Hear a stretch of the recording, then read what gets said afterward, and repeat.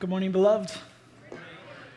It's so good to be with you this morning. If you would like to turn in your copy of Scripture to Ecclesiastes chapter 6, we will be there momentarily. Ecclesiastes chapter 6 will also be on the screen in a few moments, but I'd like to begin with a eulogy. This is a eulogy for this watch. I love this watch. This watch marked the time of its own death, as watches tend to do, at 6:08 a.m. yesterday.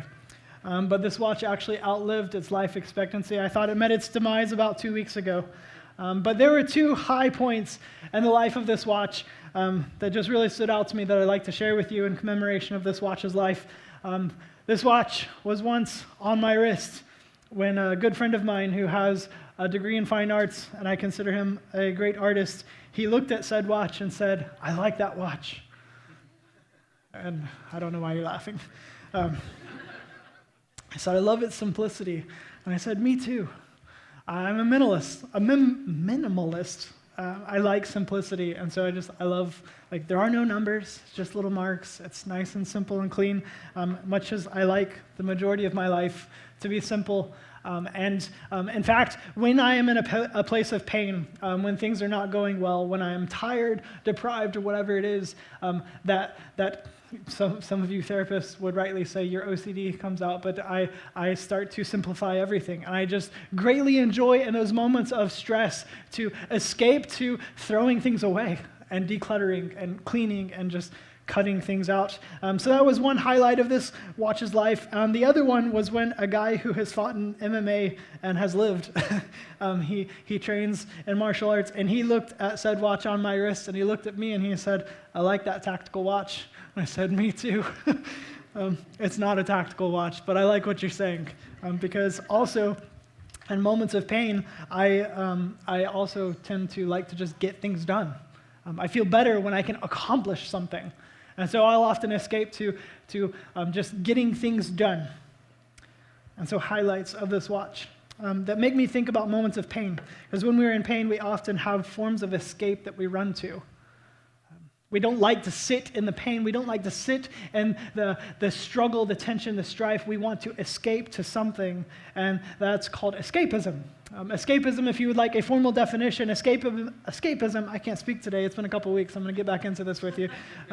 It's the habitual diversion of the mind to purely imaginative activity or entertainment as an escape from reality or routine. So what's your escape? What is it that you run to when you feel deprived, when you feel stressed, when you feel hurt, when you feel that pain, whatever it is? What do you run to as an escape? Perhaps it's binge watching some streaming service. Perhaps it's scrolling through websites looking at things you know you should not be looking at. Perhaps it's drinking a little too much or a lot too much. Perhaps it's overindulging in that food. Whatever it is, what is your escape? It might just be a fantasy in your head that you just check out of reality and you go to that place in your mind. Well, where do you run to escape? This watch is dead now. And the problem is that this watch is supposed to be waterproof for 10 atmospheres. And if you're a diver, that's a long way down. I'm not going that far down, whether I'm tanked up or not. But I swam down a couple weeks ago on vacation to all of maybe 7 or 8 feet of water. And the pressure, somehow, with this waterproof watch, made it a water-filled watch. And if you could see a little closer, you can see still the bubbles and so forth in there. And what's amazing, I told you, it lived until yesterday morning. I couldn't see it very well, but it lived until yesterday morning. It still kept telling the time until it finally met its demise. But here's the thing about that watch. The pressure, going underwater, the pressure is what brought the water in. But then, as you can see, if you can see, it couldn't get out. And such is the way of escapism. That the pressure will drive us to these things we run to.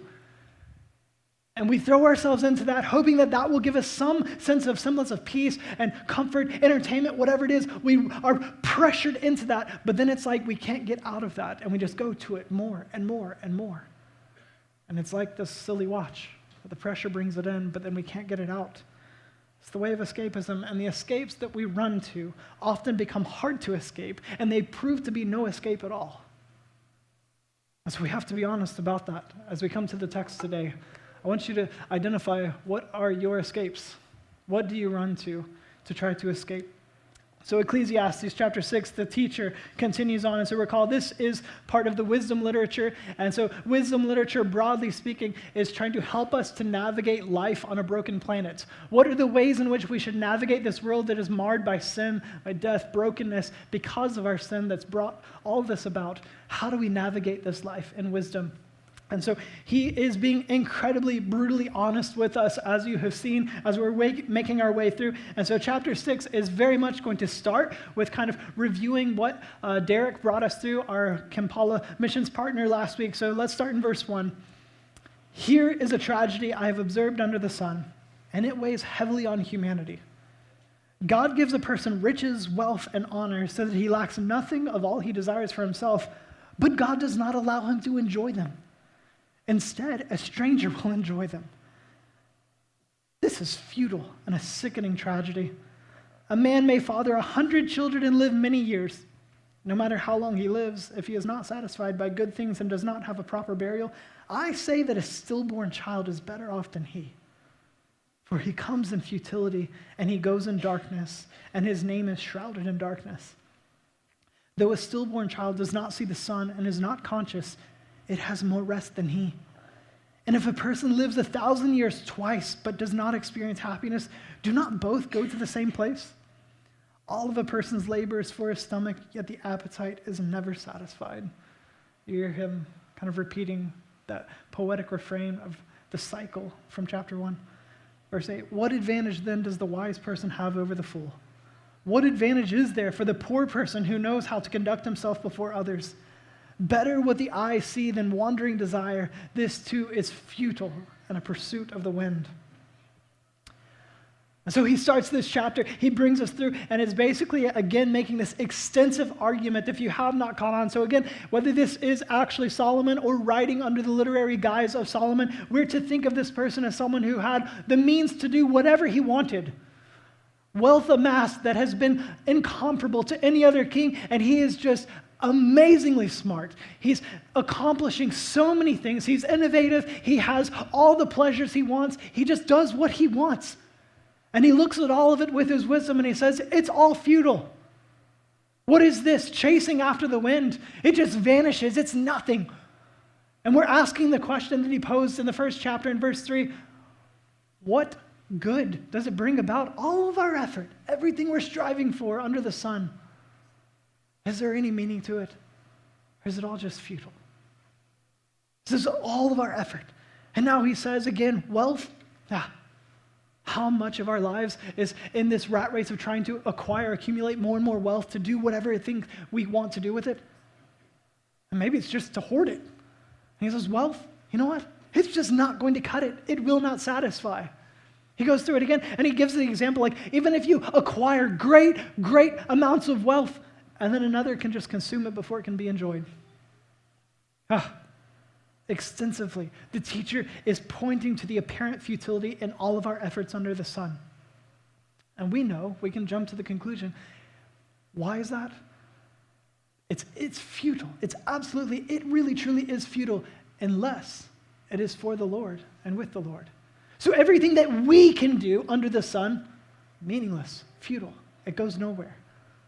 But if we are tethered to the Lord and his power, what he can do, that's where we find meaning. But he is going to continue. It's like nauseating at this point that he's just so brutally honest, turning over every stone, saying, let's look hard at these hard questions. Be honest about them. It brings him to these hard questions that even comes to the point of him saying, like, but is life even worth it? Would it be better to just be stillborn, to have never seen the sun, than to come live under the sun and all of your labor and toil under the sun to be futile? Real questions. Look at verse 9 again. Better what the eyes see than wandering desire. This too is futile and a pursuit of the wind. So if all of this is true, that it's just better to have not been born, but better what the eyes see than wandering desire. What does futility drive us to? Escapism. Do you see it there? Better what the eyes actually see. Better reality, what you're actually living where you are, than wandering desire or the way that you check out and you chase after things to escape from reality. And he says, no, better what's actually here. This escapism thing, this too is futile. Chasing after the wind. Futility drives us to escapism. And escapism then ironically can drive us to futility, and it becomes yet another of these cycles he's talking about. Never satisfied, never filled. We just go and go and go, and yet we're stuck in it so often. Futility drives us to escapism. Escapism, ironically, driving us to futility. And I love the way that the French novelist and journalist Georges Bernanos, he says this. He says, "It will not be cruelty that will be responsible for our extinction, and still less, of course, the indignation that cruelty awakens and the reprisals and vengeance that it brings on itself, but the docility, the lack of responsibility of the modern man, his base subservience, acceptance of every common decree. The horrors that we have seen, the still greater horrors that we shall presently see, are not signs that rebels, insubordinate, untamable men are increasing in number throughout the world, but rather that there is a constant increase in the number of obedient, docile men." Escapism leads us to futility. Futility leads us to escapism. And what do these things bring us to? A life worth nothing. A bunch of docile men afraid to take on the challenges of this life. That we run to these escapes to escape from the things that are hurting us instead of looking at them and acting like men. And the call here is to say, no, act like a man. Paul said that to the church in Corinth, act like men. That we don't run from our problems. Face them. What is the escape that we run to? And we have to see, as he says, better what the eyes see than wandering desire. This too is futile and a pursuit of the wind. Better to face it. He goes on, verse 10. "Whatever exists was given its name long ago, and it is known what mankind is. But he is not able to contend with the one stronger than he." Do you hear it? Almost like he's anticipating the response. Oh, you want us to stop running from what we're running from? You want to act like a man and all that? Well, I'll show you straight. Whatever exists was given its name long ago, and it is known what mankind is. He knows what we are. But he, man, is not able to contend with the one stronger than he. For when there are many words, they increase futility. All the excuses we could give, what's it going to do? It just increases futility. What is the advantage for mankind? For who knows what is good for anyone in life, and the few days of his futile life that he spends like a shadow? Who can tell anyone what will happen after him under the sun? These questions point to the reality of our limitations. We often run from things because we have limitations, and we should be honest about that. But he's saying limitations are real. Escapism says you just try to avoid and ignore your limitations. Those real limitations, the kind that we try to avoid and escape, and then real questions, the kind that we try to avoid and escape. And he throws them out there, honestly, to say, let's discuss them. And so look at the wisdom he shares in response to bringing this up as we continue in verse 1 of chapter 7. He says, "A good name is better than fine perfume, and the day of one's death is better than the day of one's birth." These are the limitations revealed by death. As we go through these next few verses, you'll notice that they're kind of bracketed more like poetry, that he's giving us now these limitations. And we need to be honest about the limitations we have and how we try to escape them, but let's look at them. Let's look them in the eye and see them for what they are and see the futility in them. So he starts, "A good name is better than fine perfume." You know that idea, right? Fine perfume. We all love a pleasant smell.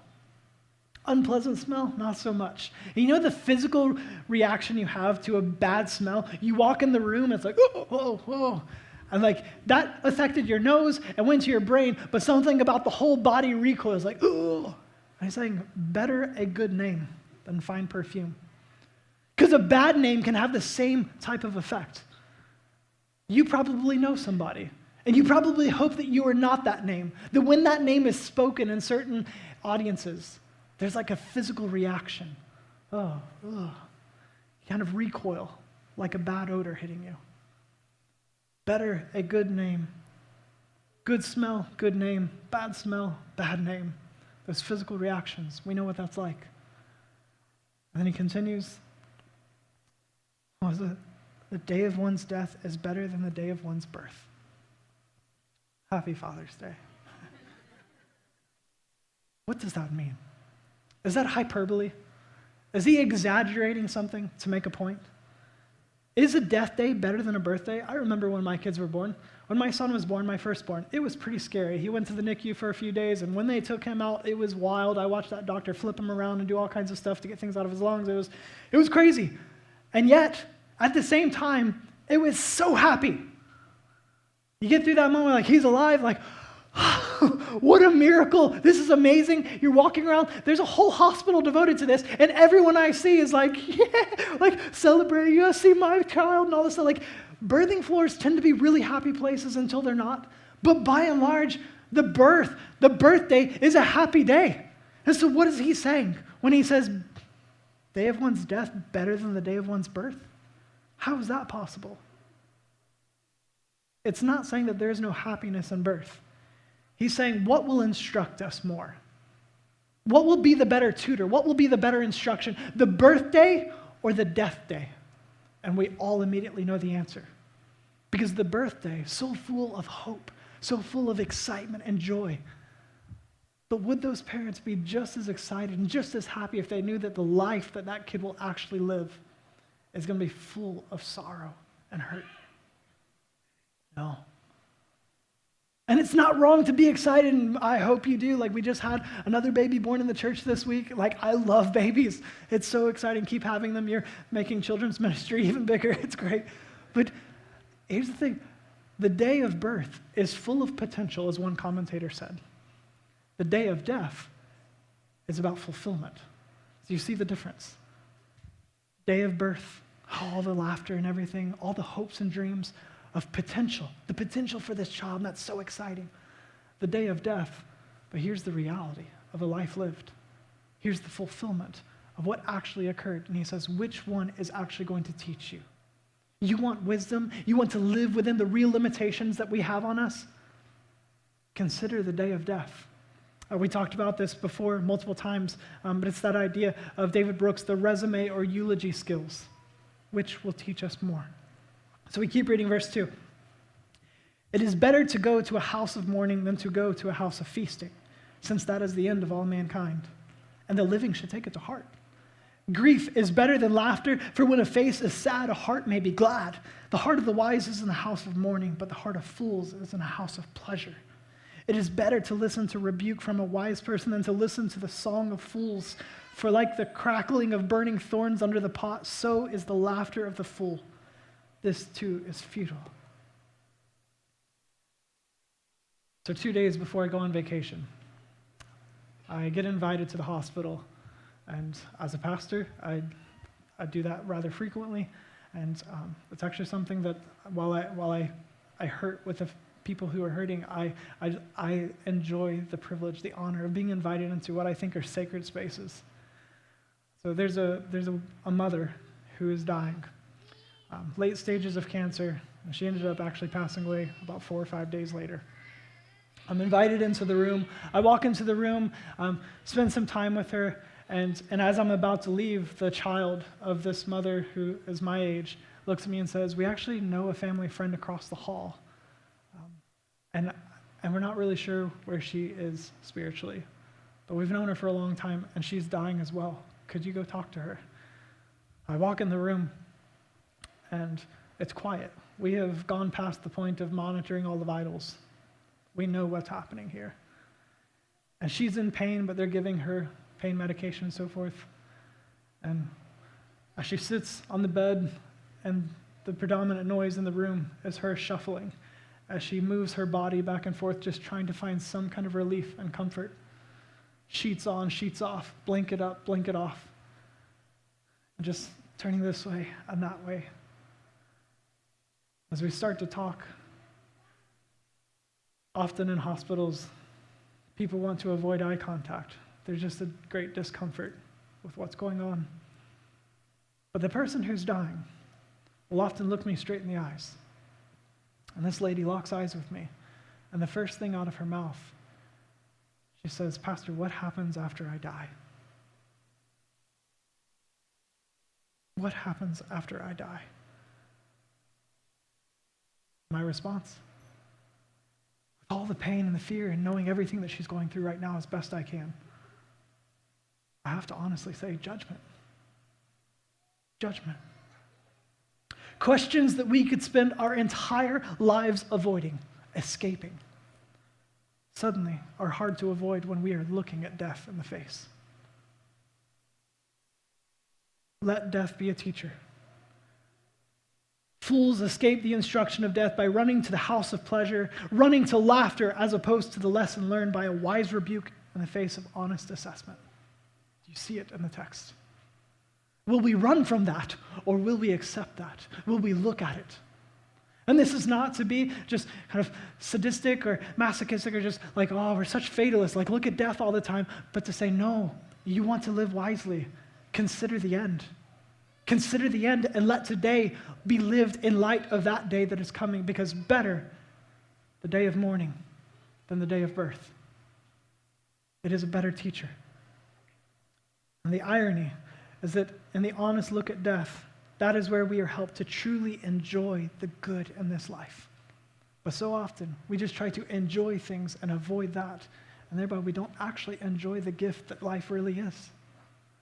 Let's not run from it. He continues in verse 7. And now we turn to the limitations of wisdom. We see the limitations of death, that your life will have an end. And now he turns to the limitations of wisdom itself. He says, surely the practice of extortion turns a wise person into a fool, and a bribe corrupts the mind. This is about extortion and money. And money can so easily turn the wise into fools. Have you seen that in your own life? Personally or anecdotally, your observations of others? That the offer of money can take someone who is incredibly wise and upstanding and suddenly make them just foolish. You've heard the phrase, everyone has a price. Everything's for sale. It's just if the price is right. Everyone has a price. And here's the calling of wisdom. Prove that wrong. There is no price on you. If you want to put a price on your life, know that it was the cost of the life of the Son of God. You have been bought with a price, therefore honor the Lord with your body. But money, extortion, bribes can make wise people foolish. In verse 8, the end of the matter is better than its beginning. A patient spirit is better than a proud spirit. It's about patience. The limitations of wisdom, that patience can be the limiting factor, can be the ceiling on how we operate in wisdom. It's become pretty cliche, pretty niche actually, to look at what kind of a person you are, what aligns with your personality. Are you a starter or are you a finisher? And while I would say there's absolutely some wisdom to knowing your strengths, sometimes we look at that and we use that as an excuse to not just simply have endurance and patience. See it through. But we live in what some are calling the microwave society. Everything's got to be fast. The Andy Crouch, the magic buttons, that we click things and instantaneously things happen. This is why our kids get so frustrated. You give them a tablet and they can figure it out faster than we can, and they're just loving it and everything, and then you take it away, and what do? They lose their minds. And you're like, who is this creature? You're not my child. What are you so full of wrath for? And like, you gave them a magic button and you took it away. How would you feel? Here's this superpower that goes contrary to everything that is natural about what's in you, that we should work for things. Make it immediate without effort, and then take that away. And what does it do to us? It points to our impatience. The limitation on wisdom, your bracket for patience. Verse 9, don't let your spirit rush to be angry, for anger abides in the hearts of fools. I would ask, what are you in a rush for? This is deeply convicting to me. I get angry so fast. Why? Why is anger the thing that comes out quickly? And we must see how quickly it makes us fools. If anger comes out quickly, we are quickly becoming fools. And then verse 10, don't say, why were the former days better than these? Since it is not wise of you to ask this. What is this about? I am 30, yeah, that was embarrassing. I'm late 30s. I think I'm 37, going on 38. Does that tell you anything? I know that I am younger than many of you in this room, and I know that I'm older than many of you in this room. But here's what I have already learned. It is so easy for me to look back to 20 years ago in high school and think, those were the days. And I say that a lot. Like, man, I tell my kids all the time, if I would have done that when I was your age and all these things, and somehow this is what we do, this nostalgia, that our childhood we romanticize. We create it into these beautiful things, and we look at this current generation, the generation to come, we're like, whoa, wow, things have gotten bad. And what are we doing in that? Maybe some of our observations are truly accurate. But what we're doing when we decry these things is we're actually questioning whether God and his current presence, his current provision, his current power, and his current gifts for you are actually enough. So we better be careful with that. When we decry today and delight in yesterday. C.S. Lewis talked a lot about this, actually, and he made the point that often what's happening is the nostalgia, these feelings in us are betraying us because what we have done is we've become convinced that it was in these things in the past that we found beauty, when really it was through these things in the past that we found beauty. And so we change what we're looking for, to no longer see beauty through things because the giver of the gift is far more beautiful than the gift. And instead we start looking into things for the beauty. And then we're let down, and it becomes futile. So where are you looking for beauty and fulfillment? The nostalgia of the past should actually, in an honest way, point us to the reality that what we yearn for is far beyond what we can find here on this earth. At it, the eyes never satisfied with seeing, the ears never filled with hearing. The streams running to the ocean, yet the ocean never being filled. The stomach, we eat continually for its appetite, and yet, again and again, we're dissatisfied. So we keep going, verse 11. Wisdom is as good as an inheritance and an advantage to those who see the sun, because wisdom is protection, as silver is protection. But the advantage of knowledge is that wisdom preserves the life of its owner. Consider the work of God, for who can straighten out what he has made crooked? In the day of prosperity, be joyful. But in the day of adversity, consider God has made the one as well as the other, so that no one can discover anything that will come after him. Wisdom is truly beneficial, but it has its limits because we are not God who is limitless. And here's the thing, can you accept that? Can you accept that you have limits? Can you accept your limitations, or will we continue to run to our escapes? Because those are kind of our options here. Accept that we have limitations, or just escapism. Check out. Ignore them. Avoid them. Living wisely is living in the limits of wisdom. Gibson is a commentator, and he wrote this when summarizing each of these like seemingly random things as we read through those 13 verses of chapter 7, and they seem like they're all over the place. Like, why is he just running through these things? He ties them together and says they're actually far more connected than we think. This is what he says. Extortion is a way of escaping your responsibility. Impatience is a way of escaping reality and wishing things were different from the way they are. Anger is a way of escaping your inability to cope with things not being the way you want them. Nostalgia is a form of escapism by taking a vacation in the past instead of grappling with the present and looking to the future in faith. They're all pointing us to this tendency we have to just try to escape. Accept your limitations instead of trying to escape them. A limitation that we all share, our inability to save ourselves, our inability to make ourselves right, our inability to escape death. That over and over he's saying, it's coming. You need to be honest about that. And that's how you will live today rightly. But when you just avoid that, you ignore that, you will live foolishly today. See the limitations of death. And then as you seek wisdom in that it's wise to see the limitations of death, you need to see there are also other limitations of wisdom. Now today we get sidetracked by so many things. We run to so many things to try to escape this reality. Saying, no, if you would accept these limitations instead of escaping them, there we might find meaning, purpose, the opposite of futility. And all of us needing saving because we are all sinners, we all must look to the one who did not sin, a God who is unlimited, who stepped in to become a man like us who are limited. The gospel, the good news of Jesus Christ. This is the way that Paul wrote it to the Roman church in Romans chapter 5, verse 15. For if by the one man's trespass the many died, how much more have the grace of God and the gift which comes through the grace of the one man, Jesus Christ, overflowed to the many? All of us, through one man, come to death, through the sin of Adam, and all of us participating in that great rebellion with him. We are all sinners. And yet by the one man, Jesus, sinless, we can be made righteous. We must look to him. I'm in the hospital room with a dying woman who says, Pastor, what happens when I die? And I look at her, and I have to be honest, because we look to the conclusion of this book, asking hard questions. And he says, when all has been heard, the conclusion of the matter is this: fear God and keep his commands, because this is for all humanity.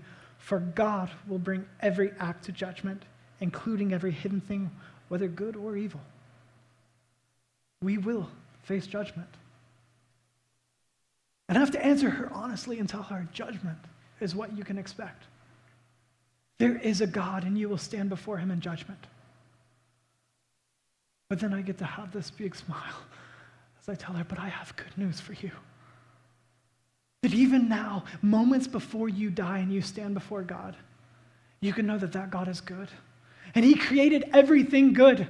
Every bit of it, he created good. He declared it to be good. He made us in his own image to tell the world what he's like, to take cultural mandates forward, to say this is art and this is beauty, and we can take dominion of this world. He made us to be in this grand adventure to rule and reign with him over this planet. But we are guilty. Because we defied him, we shook our fists at him and said, I'll be my own God. I'll eat from the tree of knowledge of good and evil. Instead of trusting you, I'll trust myself. And pride led us to this great fall. And now there's this separation because God is holy and we have defied him, and there is due wrath for us, that we are guilty. We are sinners. And we deserve condemnation. But listen, lady, he is gracious. He is so good. And he loves us, that in spite of us, in spite of our treachery, he loves us so much that he made a way for us to be brought back with him, to be in the relationship that we were created to be in with him, to enjoy his love and his favor, to enjoy the fact that he delights in us and we get to delight in him, and he's the only one who will ever satisfy you. And there is nothing you could ever do in this life that you are now coming to a close on that could ever earn that grace, that favor. He gives it to you in love.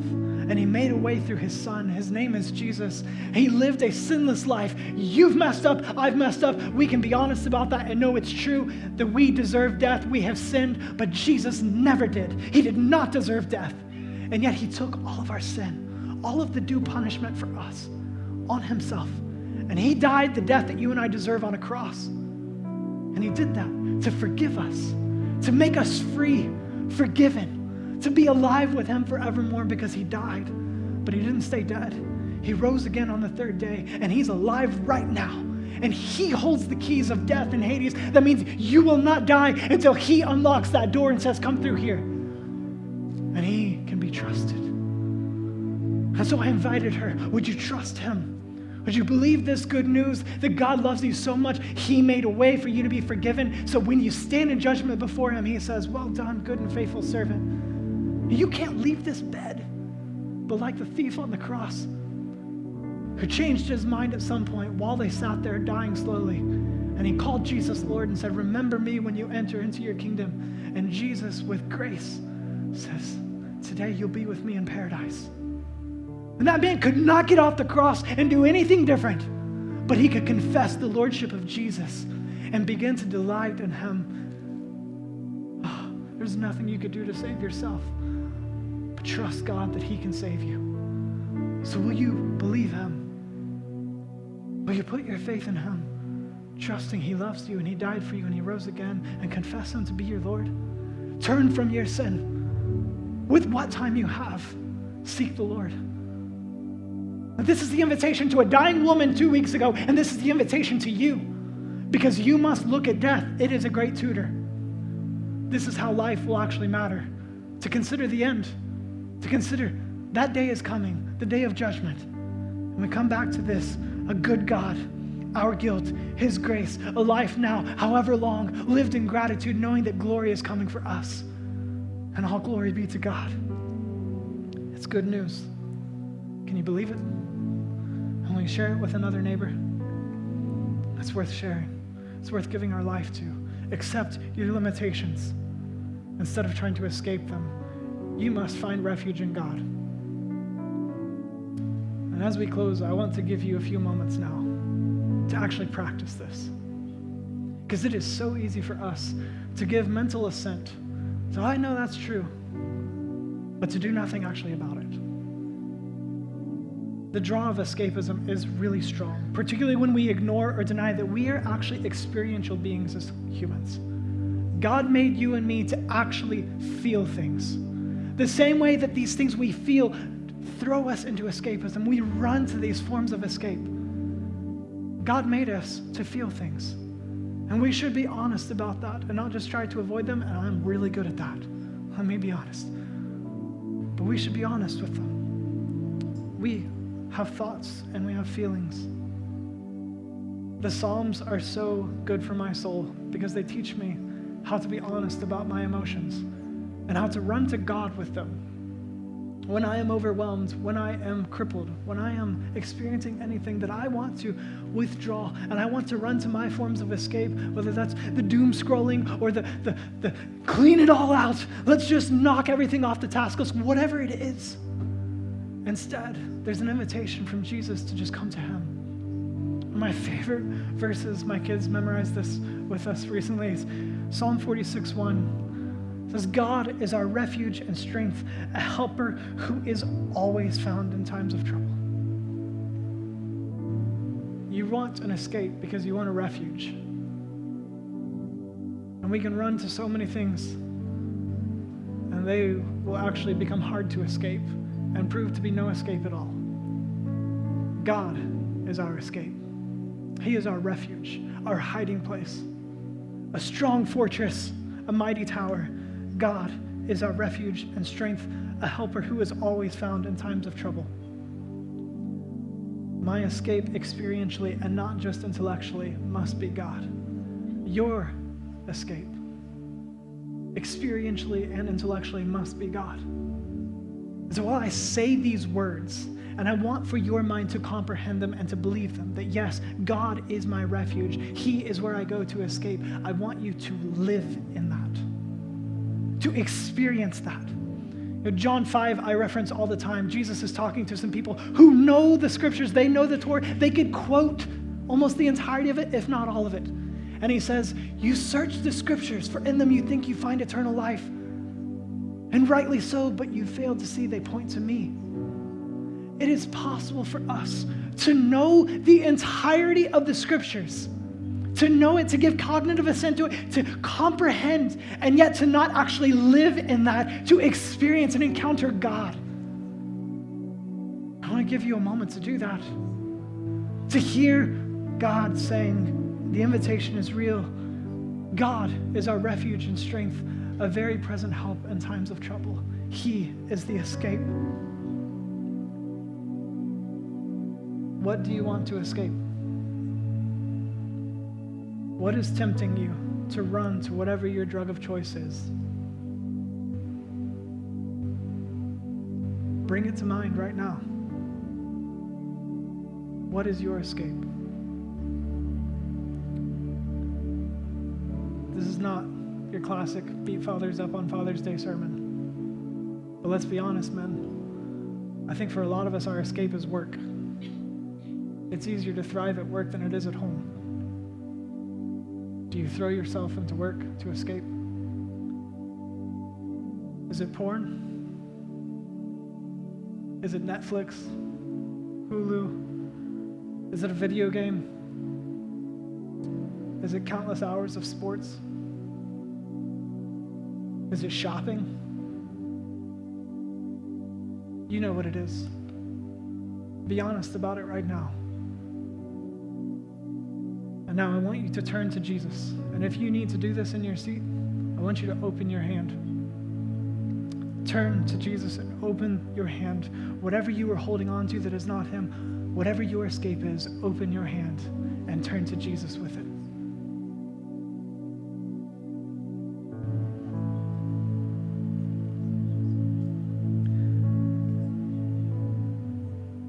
If you can come to an honest place with your Lord to admit what it is, now I want you to ask him, what is actually the greater pain or sin behind or below what you thought you were trying to escape?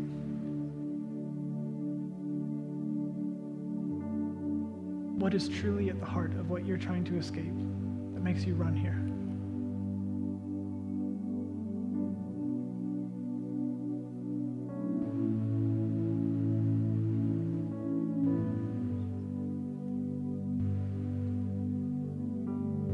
Turn to Jesus. Embrace him. God is our refuge and strength, a very present help in times of trouble. Embrace him knowing that he has never let go of you.